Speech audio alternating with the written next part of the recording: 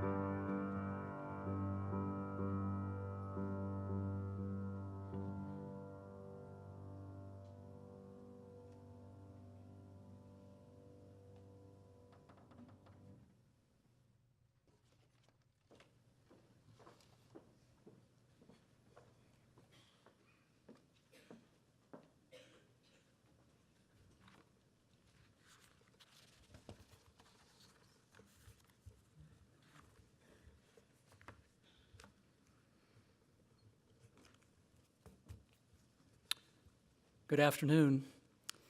I'm Pastor Tom Glossi, a friend to the Everitt family, and on behalf of Joyce, David, Stan, Claudia, and their entire family, welcome to this service today to remember, to honor, and celebrate the life of Robert Stanley Everitt. Thank you for being here. Your presence and your prayers and your kind words and acts of love continue to bring great comfort, deep comfort to this family. Notice, if you haven't already, that there is a memory card tucked away in your little program. If you would take the opportunity, the time, I would encourage you. I know that every person in this room has a story, a memory of Bob Everitt. This is not a condolence card, it's a memory card. So if you have memories and stories that you would like to share so that the family could remember these things, please fill it out. There'll be baskets at each of the exits as you leave today. You can drop it in as you go by. One other piece of house business as we begin. Some of us carry cell phones.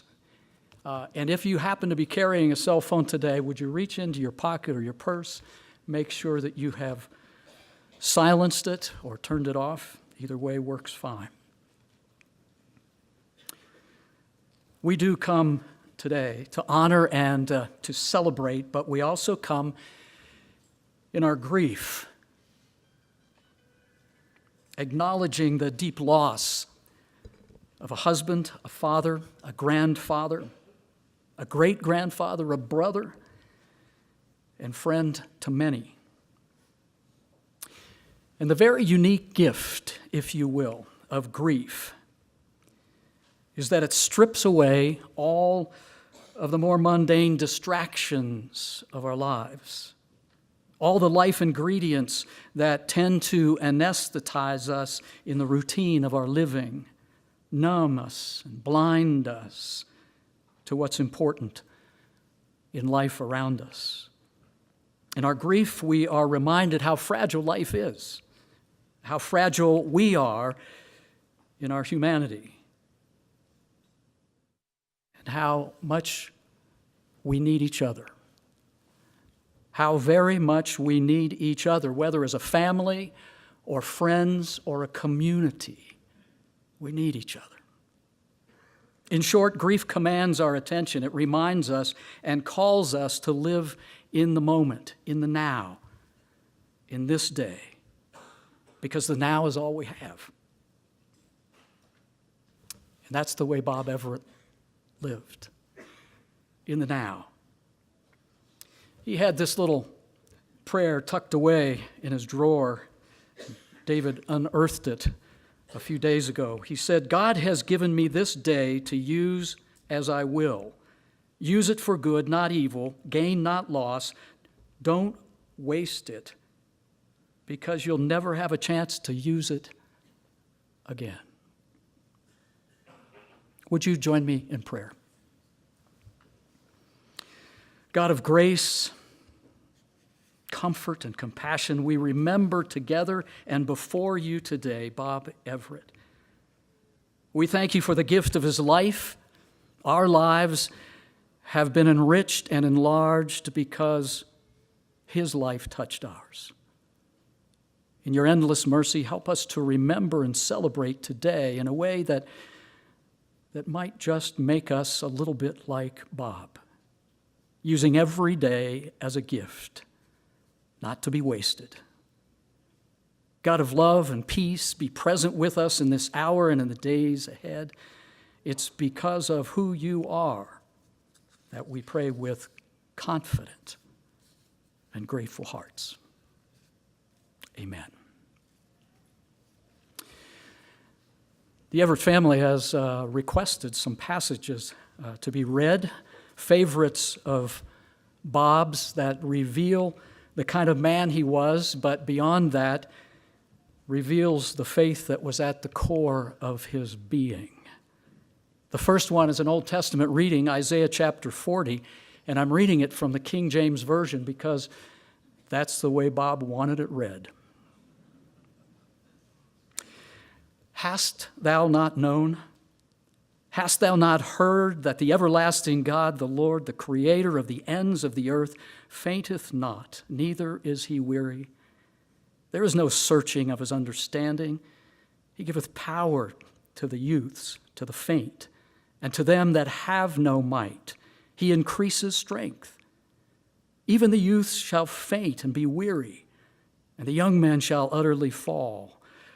But they that wait upon the Lord shall renew their strength. They shall mount up with wings as eagles. They shall run and not be weary. They shall walk and not faint. And from the apostles' words to the church at Rome, chapter 8, who shall separate us from the love of Christ? Shall trouble or hardship or persecution or famine or nakedness or danger or sword? For I am convinced that neither death nor life, neither angels nor demons, neither the present nor the future, nor any powers, neither height nor depth, nor anything else in all creation will be able to separate us from the love of God that is in Christ Jesus our Lord. And a little later on from the 12th chapter of the same book, do not conform to the pattern of this world, but be transformed by the renewing of your mind. Then you will be able to test and approve what God's will is, his good, pleasing, and perfect will. Live in harmony with one another. Do not be proud, but be willing to associate with people of low position. Do not think you're superior. Do not be overcome by evil, but overcome evil with good. And finally, 1 John chapter 3. See what great love the Father has lavished on us, that we should be called children of God. And that is what we are. The reason the world does not know us is that it did not know him. Dear friends, now we are children of God, and what we will be has not been made known. But we know that when Christ appears, we shall be like him, for we shall see him as he is. David Jewell is another long-time family friend to the Everitts, and he's going to read several of Bob's favorite citations and readings from the Christian Science textbook and writings.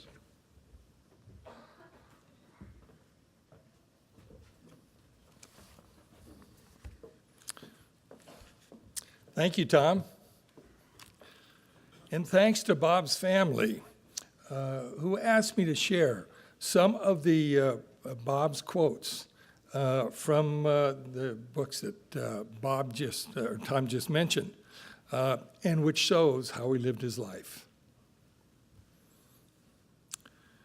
God expresses in man the infinite idea, forever developing itself, broadening and rising higher and higher from a boundless spaces. The man of integrity is one who makes it his constant rule to follow the road of duty, according as truth and the voice of his conscience points it out to him. He is not guided merely by affections which may sometime give the color of virtue to a loose and unstable character. The upright man is guided by a fixed principle, which destines him to do nothing but what is honorable and to abhor whatever is base or unworthy. Hence we find him evermore the same. At all times, the trusty friend, the affectionate relative, the conscientious man of business, the pious worker, the public-spirited person. To keep the commandments of our Master and follow his example is our proper debt to him, and the only worthy evidence of our gratitude for all that he has done.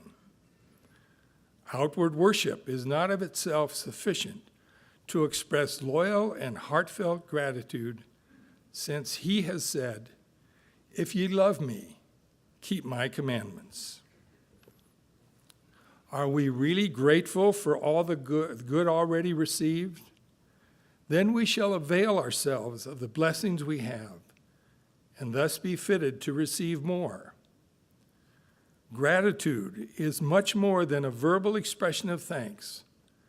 Action expresses more gratitude than speech. Step by step, will those who trust him find that God is our refuge and strength, a very present help in trouble.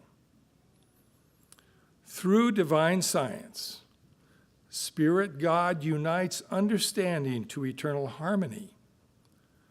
The calm and exalted thought or spiritual apprehension is at peace. Divine love always has met and always will meet every human need. And then Psalm 23 from the Christian Science textbook. Divine love is my shepherd, I shall not want. Love maketh me to lie down in green pastures. Love leadeth me beside the still waters. Love restoreth my soul, spiritual sense. Love leadeth me in the paths of righteousness for his name's sake. Yea, though I walk through the valley of the shadow of death, I will fear no evil, for love is with me. Love's rod and love's staff, they comfort me. Love prepareth a table before me in the presence of mine enemies. Love anointeth my head with oil, my cup runneth over.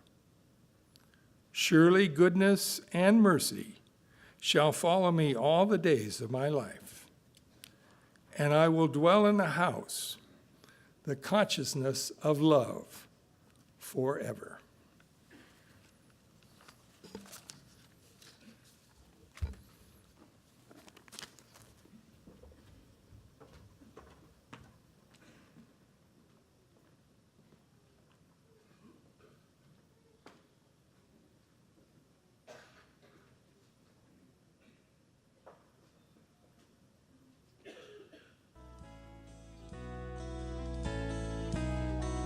If there is such a thing as a founding father, a founding mother of present-day Fort Collins, it would have to be Bob Everitt. It started in the lumber business, and my father and another gentleman financed me.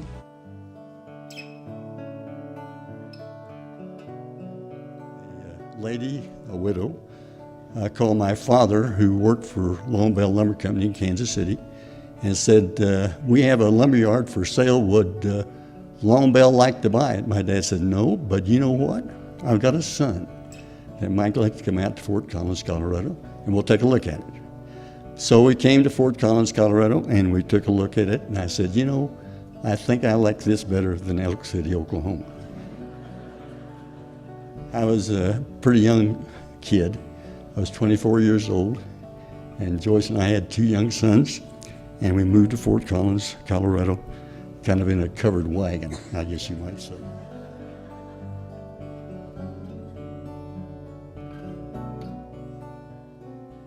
No, had no idea what I was going to do. I really didn't. It just opportunities came, and I was lucky enough to take care of it, to take advantage of those opportunities that came to me. And timing. We came right at the right time. You know, when the town was 15,000 people, everybody wanted to come to Colorado to live, and Fort Collins was kind of number one pick for a lot of people. So the two main things for success are, in our business, are timing and location, and we were fortunate to pick both. I was in a dilemma in my lumber yard. I had to figure out some way that I could start selling lumber to other people than just the do-it-yourselfers. So a builder came to me one day and asked if I would help finance him. So I said, yeah, I'll do it, because I need to start selling more lumber in order to succeed at this business.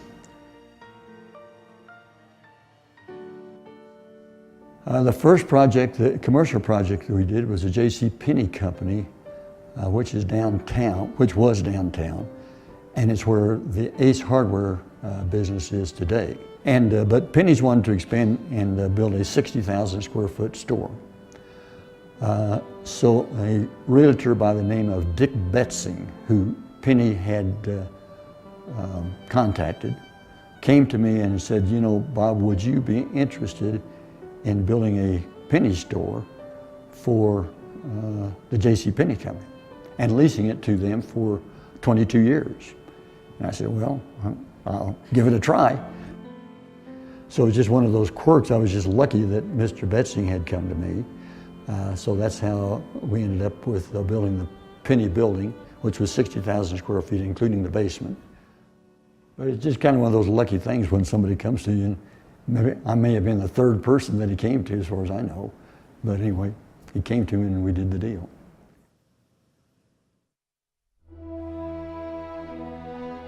I think, you know, how did we get the partnership formed? I had gone down to Phoenix to meet with Rusty Lyon, who ended up being one of my partners in the mall. I can still remember that day because it was 126 degrees. And I got out of that airplane. I'd never been to Arizona before, and I about died. But anyway, we felt like we could get along with one another if we ended up doing this project. Rusty's company ended up being the one that, as a part of this partnership, we put up the land, and they put up the money for the leasing and for the architecture and for the building contractors. So they had to put up that part of the 50% partnership. During the time we owned it together, it was a fantastic partnership. We did a lot of things together, not only in the mall, but other ventures too, as well as a lot of vacations together. So, and I think relationships is so important that you get to know people and the right people that you feel you can have conversations with about different things in business, development business or any other kind of business.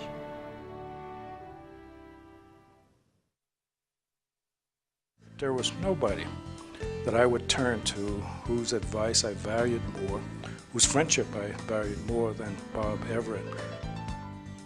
And I looked at the foundation of Fort Collins is Colorado State University, and most of the industries that have come here because of them. And so I think our success, a lot of it has been due to Colorado State University. We love Colorado State University. It's been a big part of our life, not only in helping us be successful in our business, but just helping us to have a wonderful, successful, enjoyable life while we lived in Fort Collins. There's no place like Fort Collins, Colorado. I'll tell you what, it's the best place in the world to live, and a big part of that is because of Colorado State University. We also believe that the best thing we can give to is for us to give to help future generations fulfill their dreams so that they can be the best that they can be. And that's why we give to Colorado State University.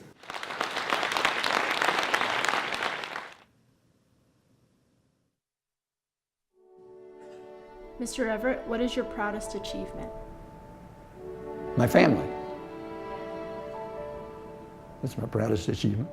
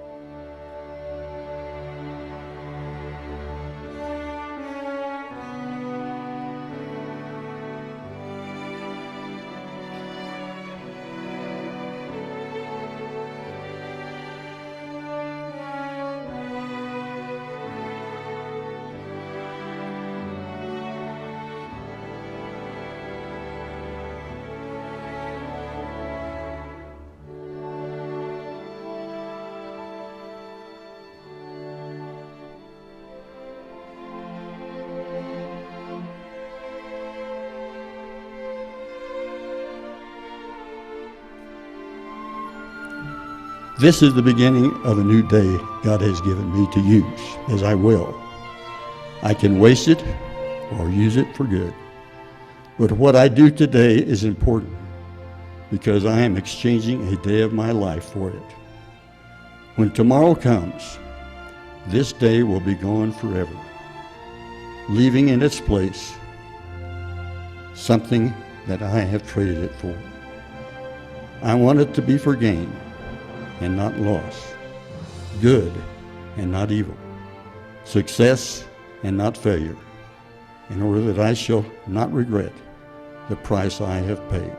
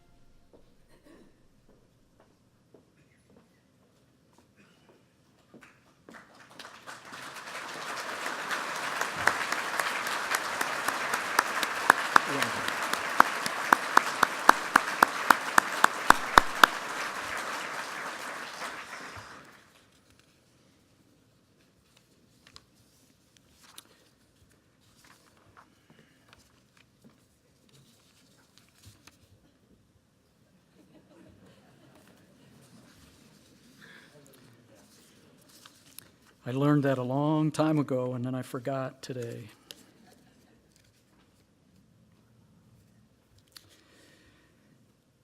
If you've not had the opportunity to view the complete obituary, you can do that at allnut.com. But just a couple of quick thoughts before I share a tribute and memories from Stan and Claudia. Bob Everitt was born in Enid, Oklahoma on July 3rd, 1928 to Leslie and Madge Everitt, and grew up there along with his older brother Bud. Bob fell in love with his high school sweetheart, Joyce, and they married in 1948 while in college. She became his war wife when he went off to Korea in 1951, where he was awarded the Bronze Star. When he returned home to Joyce and their two boys, he became, for the first time of many times, the luckiest man alive. Because his father and another man financed the purchase of a lumber yard at 243 North College Avenue in Fort Collins, Colorado. And Bob fell in love again, this time with this sleepy little town of 15,000 people at the foot of the Rockies and on the banks of the Poudre River. But it wasn't just the town that Bob fell in love with. Even more, it was the people who befriended them, made them feel like this would be their home forever. Bob gave thanks every day for the wonderful people of all ages who helped them get a start in Fort Collins.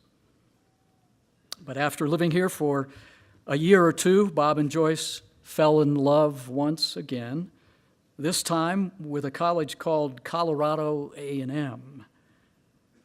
And the love affair continued for more than 63 years. Again, Bob put these thoughts on paper. David unearthed them in his desk and passed them on to me. They're descriptive of everything that Bob Everitt believed, and more importantly, it's how he lived. Quote, "The good Lord has given us opportunities that we never dreamed possible and made us feel so grateful for our good fortune, and we've tried to give back in ways that will make this town and college a better place. Our reason for living is simply to make other people's lives better." Simply to make other people's lives better. It goes on to say, we're so grateful for the many people who have worked for the Everitt companies through the years and the fine partners we have had who have made it possible for us to give our hearts and minds and soul and treasure to this community. That, my friends, was Bob Everitt. So here are Claudia's thoughts. Dad made our lives so full. He taught us values and exemplified high moral standards, which I think we all have adopted as our own. But he also showed us how to have fun. Dad always loved to play. Card games and board games were a treat for us all, as we got to play it with him and laugh with him. I remember going as a family to a dude ranch in the Rewa Wilderness area and playing Fan-Tan, which required 3 decks of cards. He even included this novice little 5-year-old tag-along sister in the game, and I remember how much we laughed and how competitive it was. He also loved playing gin rummy on the airplane trips to Enid in the Cessna or anywhere else he had a chance to go, especially with his best playmate, Mom. I was rarely inclined to join him and the boys in the Monopoly games, though. It was way too complex and long for my attention span. Maybe that's why they went into the real estate development business with Dad. And I didn't. Dad truly exemplified the greatest generation in his work ethic and family values. He would be on the road all week long, visiting his lumber yards, sure to be back home for French toast or banana on toast, and then church as a family every Sunday. While Mom cooked our Sunday morning breakfast, I would crawl onto his lap in the little brown chair, and he would read the Sunday funnies to me. He loved reading the funnies every day, but that was our special time. That tradition carried on to our kids for a while, too, when we ate Sunday brunch together at Del Fanny's. In the last week, I had an encounter with the strong smell of pine lumber, and a flood of memories filled me of playing in the bins at the lumber yard when I was very young. There's no other smell in the world that compares to fresh-cut wood. I'm sure my brothers would agree. Unfortunately, or fortunately for them, he enlisted them to sweep the floors in the back lumber storage area and loading dock to learn the real value of hard work and earning a living. Dad did love adventure and was sometimes very spontaneous, like the time he asked me to invite a friend to go on a day trip in the company plane to South Dakota to see Mount Rushmore and other sites in the area. Becky, who sadly we also lost recently, and I felt so special that he would make such an extravagant day for us. He would let us invite our friends on beach vacations and ski vacations, and always treated our friends like part of the family. I've always said that I should have been born in the late 1920s because I have such a fondness for my parents' peers, their ideals, their values, and especially their music. Mom and Dad's friends were always my friends and the people I wanted to hang out with the most. I've always felt embraced by all of them. Mom and Dad went out of their way to create memories with their children and grandchildren, participating with them in sports and traveling great distances to cheer them on. In each of them, Dad recognized their unique interests and abilities and met them where they were in working with them, playing with them, and spectating with them. Dad gave me the opportunity to work for him at the Everitt companies while I developed some clerical skills after college. But when the time came, he knew how to gently persuade me to move on and spread my wings. Without his little nudge, I would never have moved to Denver and met my husband of 33 years and had 2 beautiful children who also loved their grandpa more than words can express. In the last few years, I've noticed that my brothers and my husband, Jack, and sometimes myself have adopted his conversation closing phrase that some of you may recognize. Good, good, good.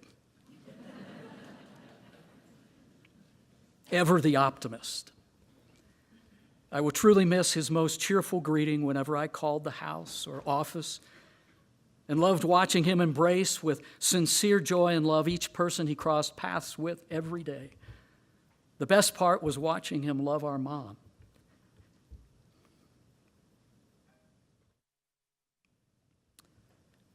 With such tenderness and devotion.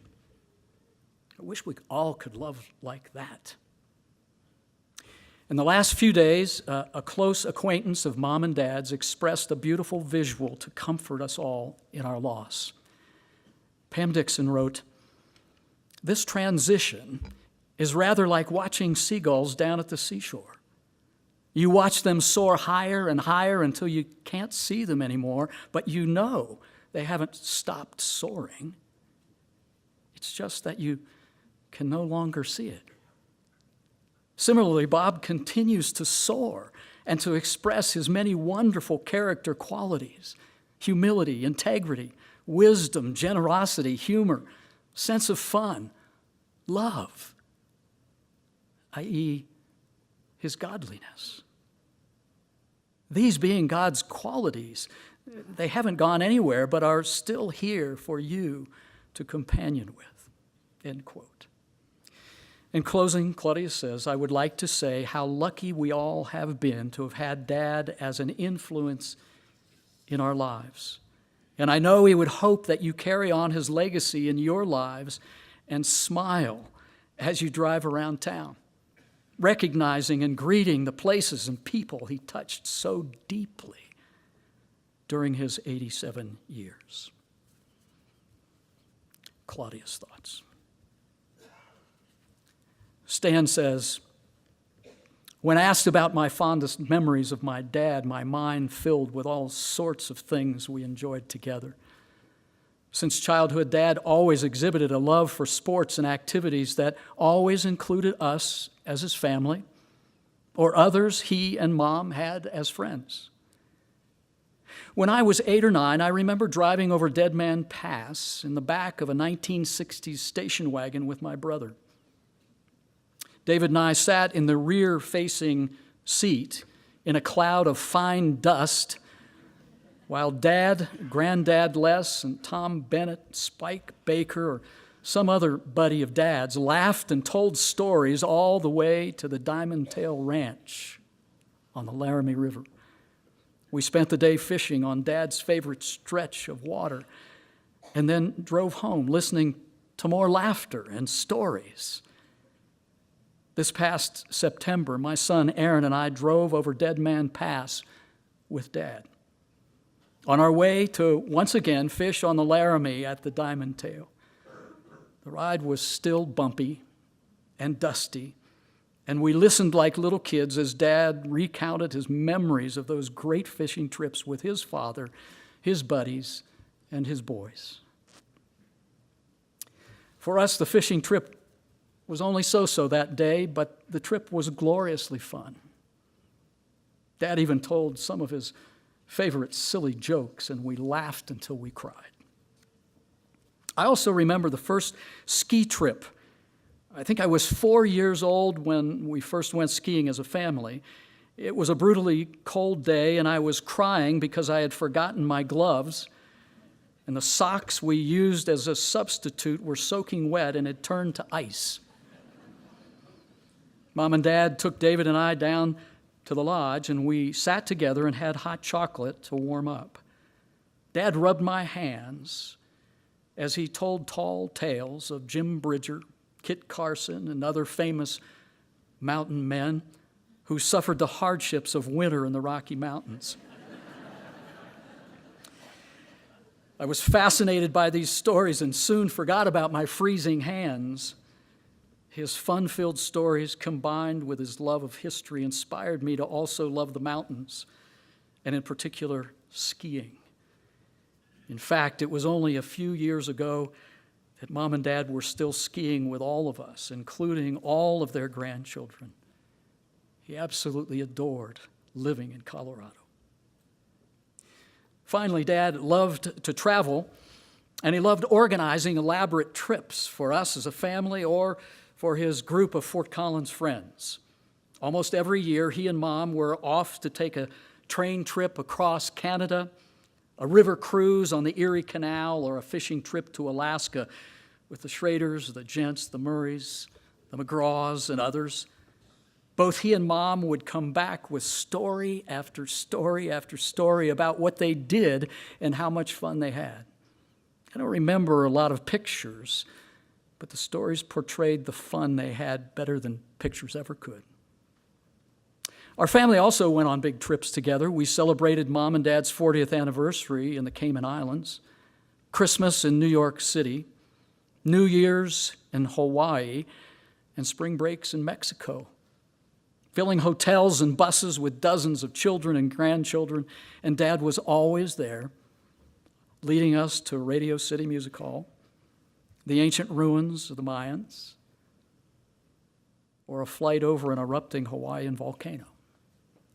Over the past few years, Sarah and I have had the opportunity, the great pleasure of taking some road trips with Mom and Dad as couples.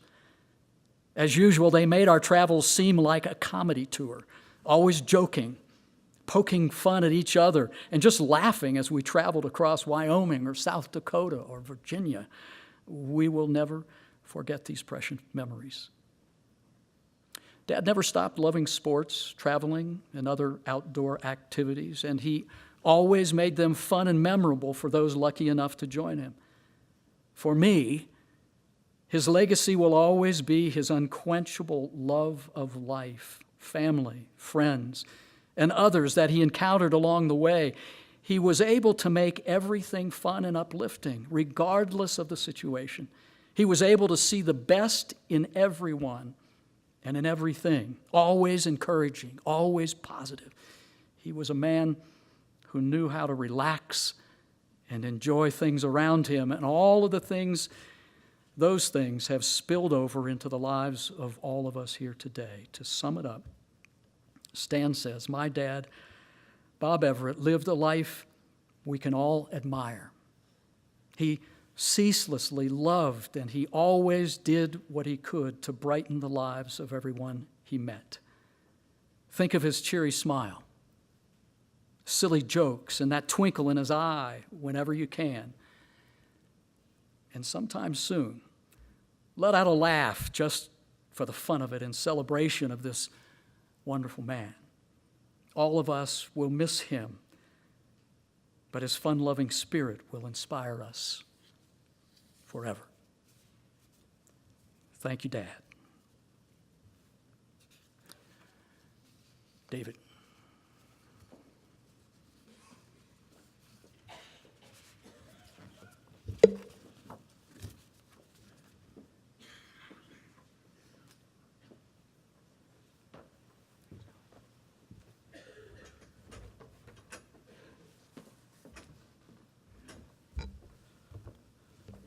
So a little bit of detail on the sweeping the lumberyard floors. I don't know what my dad paid Stan, but he only paid me 10 cents a day when I was 10 years old.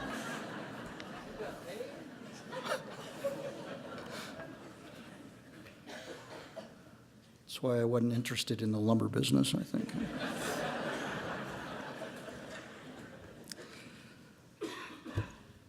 So on behalf of my mom and the whole family, thanks for being here. It means a lot. Thank you, too, for your notes, your thoughts, your prayers. And I'm going to try to avoid looking at faces because otherwise I'll lose it. I want to especially thank everyone here at the university for their unbelievable support in hosting the celebration of my dad's life. Thank you, President Tony Frank, wherever you are. And thank you to your staff and the students that have participated, especially Kara and John, Jason, and all the others. It's just been great. To the ROTC cadets, it's wonderful. Couldn't have pulled this off without CSU. As well, I want to thank all at Allnut Funeral Services for coordinating and really orchestrating this whole thing, especially to Matt, Connie, Trish, Bob, many people that we've known a long time just growing up here. It's just special to have friends like that be a part of something like this in the way that they have. It's great. So I'm going to tell you just one story that comes from my own life, and then I want to share with you some reflections that my dad asked me to. I'm only going to tell you of one of my memories, so not to hold you here too long. I could tell you of when I was 4, and we were living in our first house in Fort Collins in a little bungalow at 609 South College Avenue, just to the north of what now is Canino's Italian Restaurant. At the south end of that same block, at the corner of College Avenue and Laurel, where Chipotle Mexican Grill is now, was the campus shop. Some of you may remember. Most every week, I would wander down there and look at the candy bars behind the glass case near the front door. Mrs. Dimmitt would put 2 or 3 of my favorite ones out on the counter, and I'd swipe one and run home. Well, this developed into a little ritual that included my dad accompanying me back to the campus shop at the end of each week to settle up with Mrs. Dimmitt. He would usually challenge me to a foot race down the sidewalk to the store, and I think I must have been pretty fast at 4 because I don't ever remember losing a race to him.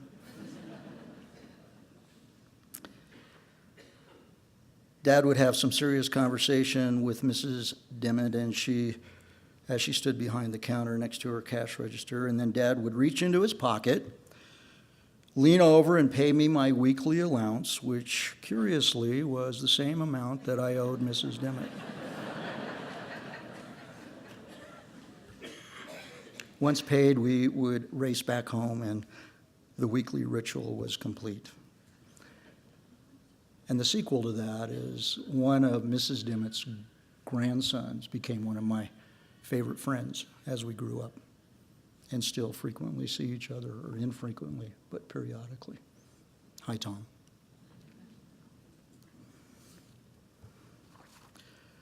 Well, I was going to tell you that story, but I won't. The story that I want to tell you is of a time when I was 8 years old. We had moved to 1000 West Laurel into the Manse Edition, directly across the street from CSU. The neighborhood also housed the likes of the Bakers, the Johnsons, the Tollivers, the Olsons, the Taylors, the Benzels, the Troxels, the Markleys, the Tobins, the Steeles, the Yanceys, and many, many more whose families we befriended, many of whom are here today. Wow. Boyhood friend Jay Benzel and I decided to take up smoking. And so at age 8, I ventured into what I thought was my passage into manhood until my dad found out. The family was sitting at dinner one evening when my dad looked across the table at me and said, "So David, I understand you have taken up smoking cigarettes."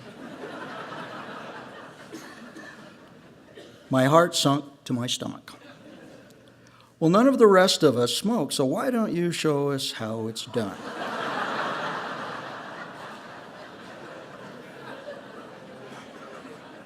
With that, he slid a pack of unfiltered Camels across the table. So that my 6-year-old brother and 3-year-old sister could learn the fine art of smoking. "Well, Dad, I decided to quit today," I said. And so, with the subtle encouragement of my father, I gave up smoking at a very early age. I could go on to recount many trips with my dad and granddad to the Laramie River to fly fish. As Stan has already suggested, these were great times and far better suited for learning the ways of manhood than smoking cigarettes in tree houses with Jay Benzel. I could tell you about that, but I won't. I've allotted myself only one story. Instead, I'd like to share some reflections about my dad's life and death. The day before he died, I was sitting with him, and he asked me that come the day of his funeral, he would like me to offer some appropriate remarks. He also wondered if Tom Glossy and David Jewell would participate. Thank you, guys.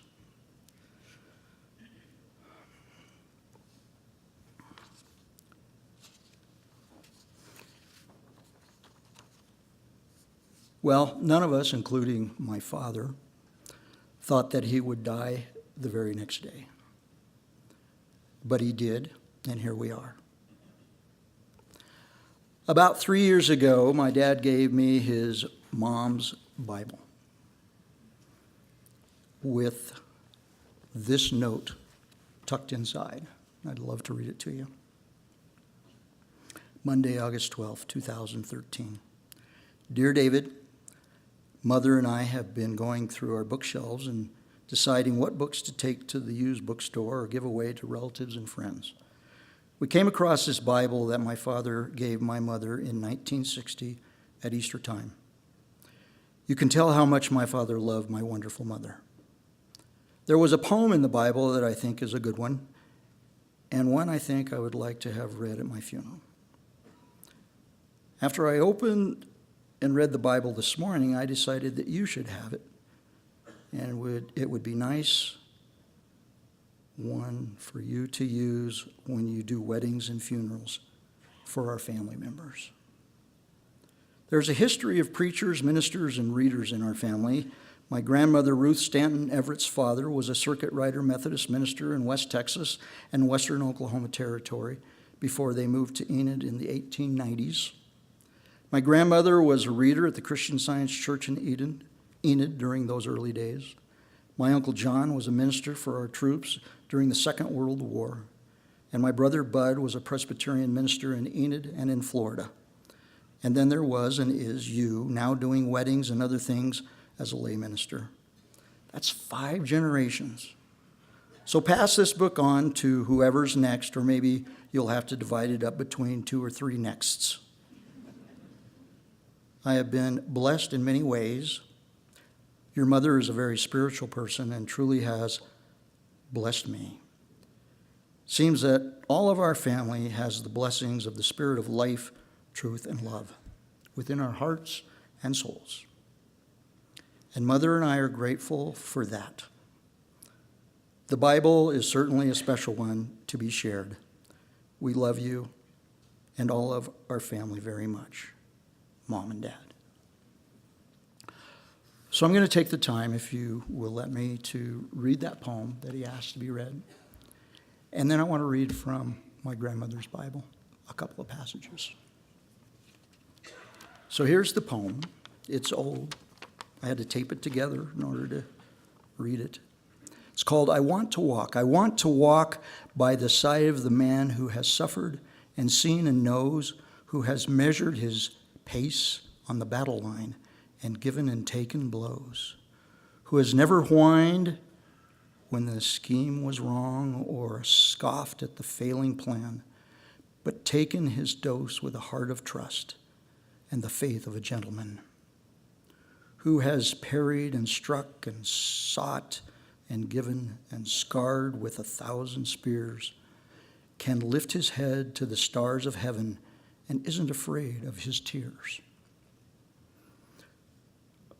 I want to grasp the hand of the man who has been through it all and seen, who has walked with the night of the unseen dread and stuck, undaunted, serene, who has beaten his breast to the wind of the dawn and thirsted and starved and felt the sting and the bite of the bitter blast that the mouths of the foul have dealt, who has tempted and fell and rose again, and has gone on, trusty and true, with God supreme in his manly heart, and his courage turning anew.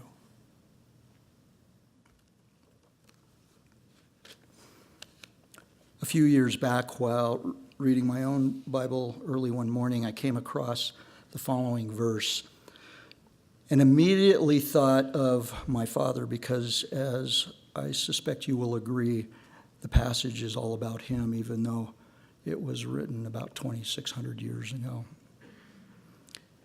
Let me read it to you from my grandmother's Bible.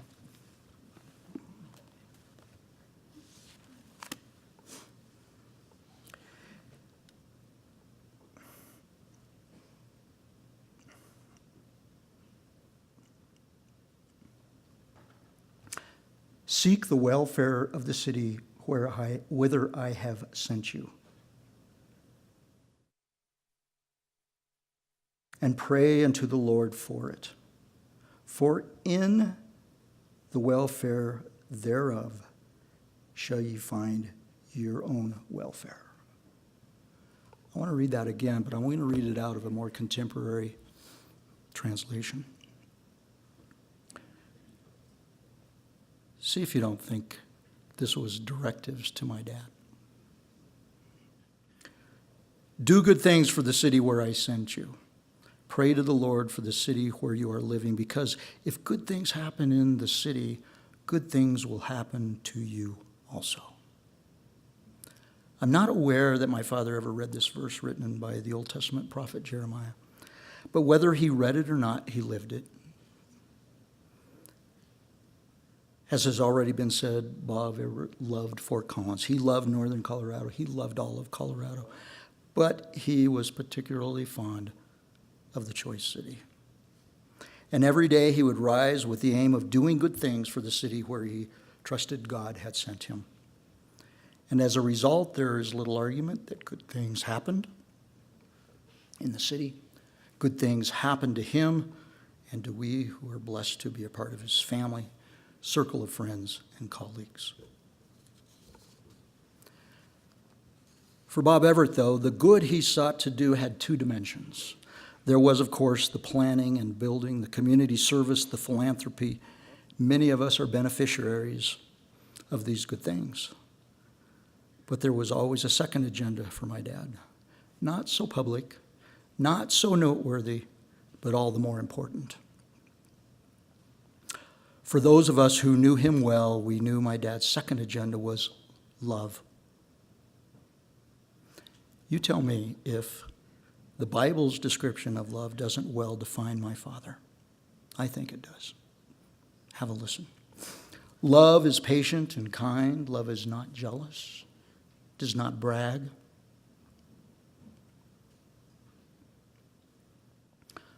It is not proud. Love is not rude. It is not selfish and does not get upset with others. Love does not count up wrongs that have been done. Love takes no pleasure in evil, but rejoices over the truth. Love patiently accepts all things. It always trusts, always hopes, and always endures. Love never ends. Fly fishers know that the fun and exciting fishing is found on top of the water with a dry fly. But they also know that the biggest fish, the ones that give you the best reward for the fight, are found in the deeper waters below. Love is not always as evident as the more tangible things like buildings and institutions. But whereas my dad's occupational endeavors were significant and admirable, his vocational undertakings were his greatest joy. No doubt if my father were here with us this afternoon and could deliver just one word of advice, it would mimic St. John the Apostle's words in one of his letters. Dear friends, let us practice loving each other, for love comes from God.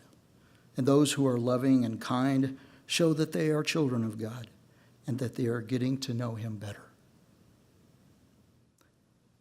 One final thought, if I may. I would submit to you for consideration that when a man comes to his grave without faith, for we who survive, there remains only memories, monuments, and perhaps a legacy. And though these may be good and grand and even inspirational, they can only be recounted and recognized by others as vestiges of a life well lived. Yet if the promise of resurrection is more than a myth and a fairy tale, then when a faithful man dies, a man full of faith, we not only may reminisce with gratitude and a residue of joy, but we may be glad. A gladness found in the hope that there is more, that there is indeed eternal life. Without faith, the view from the grave is only through the rearview mirror. With faith, the windshield affords perennial vistas that beckon we come explore. Knowing my dad was a man of faith who placed his trust and hope in Christ, I can only imagine that one day our whole family will, in due order, caravan down the same road he now journeys. And when at the bend the road comes alongside a mountain stream, we will each catch a glimpse of a left-handed fisherman standing below a riffle with a nice-sized rainbow trout on the end of the line. And look in the hole just above. Granddad Les. And so when Dad turns and smiles and waves us in, we will gladly pull to the side, grab our fly rods and gear, and reconvene together, one after another, to fish alongside him in this newfound stream somewhere over the rainbow. For we are a family of fishers, fly fishers who fish both on top and underneath. And perhaps you would like to come and join us. Even if you don't know how yet to fly fish, come join us. My dad will gladly show you how. And he will be happy to see you, each and every one.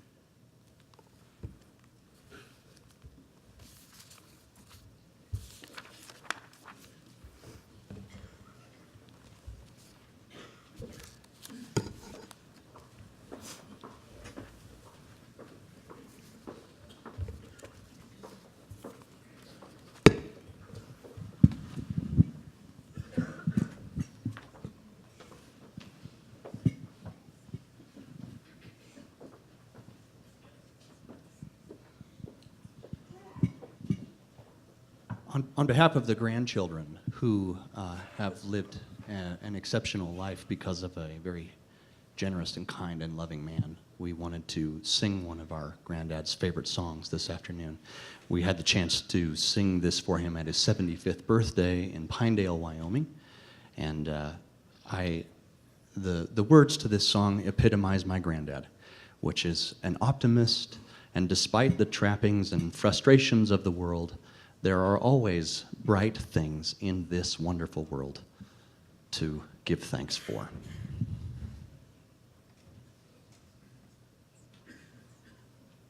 I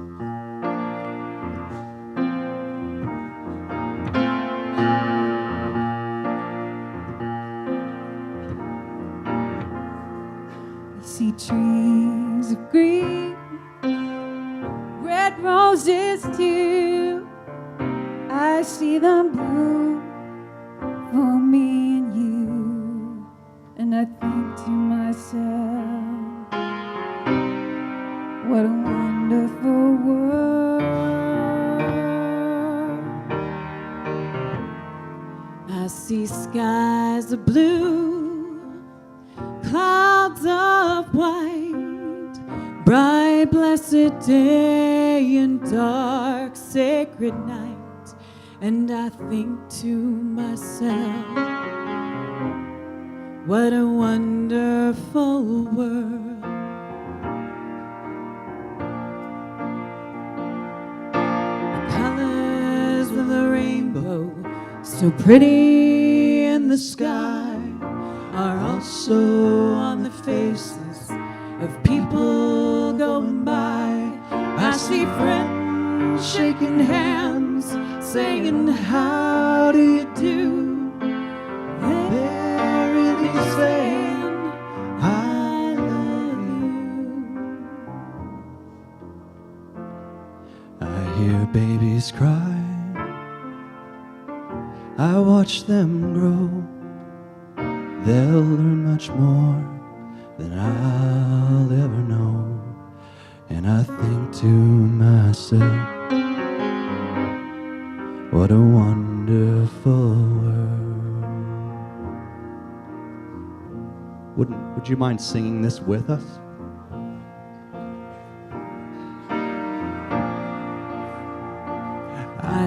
trees of green, red roses too. I see them bloom for me and you, and I think to myself, what a wonderful world.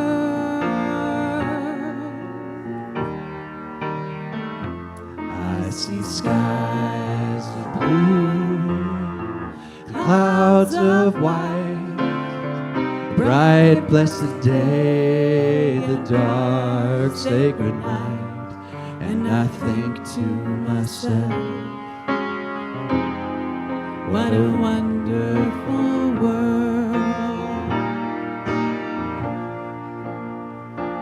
The colors of the rainbow, so pretty in the sky, are also on the faces of people going by. I see friends shaking hands, saying, how do you do? They're really saying, I love you. I hear babies cry, I watch them grow.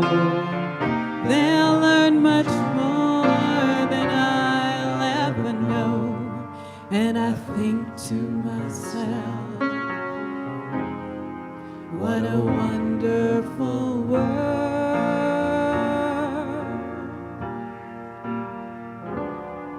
Yes, I think to myself, what a wonderful world. We love you, Grandpa.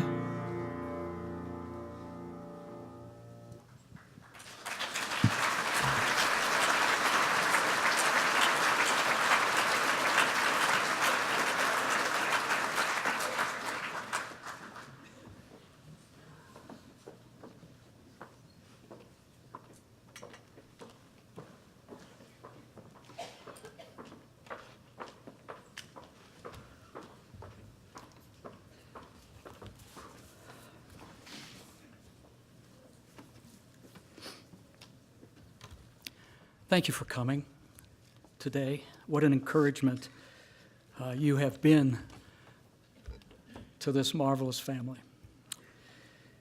Following the benediction this afternoon, I'd ask you to be seated again and allow the family to be ushered out. You will usher yourself out, but not before I hope you take a minute or two or 10 to share some stories with old friends or new friends. Jot down some memories on a card, drop it in the basket as it goes by. There will be some refreshments outside these doors, and you're invited to stay and enjoy those together. Would you stand and receive this benediction, please?